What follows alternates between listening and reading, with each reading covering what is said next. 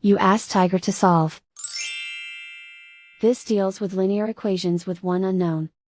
The final result is x equals negative 24 over 19. Let's solve it step by step. Group all constants on the right side of the equation. Add 24 over 5 to both sides. Combine the fractions. Combine the numerators. Reduce the zero numerator. Simplify the arithmetic.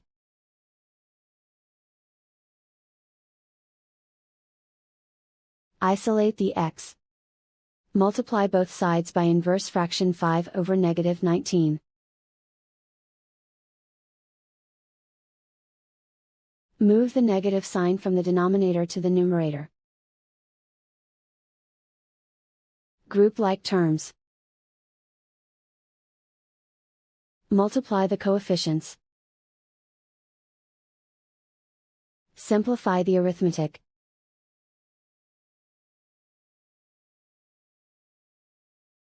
Move the negative sign from the denominator to the numerator. Multiply the fractions. Simplify the arithmetic.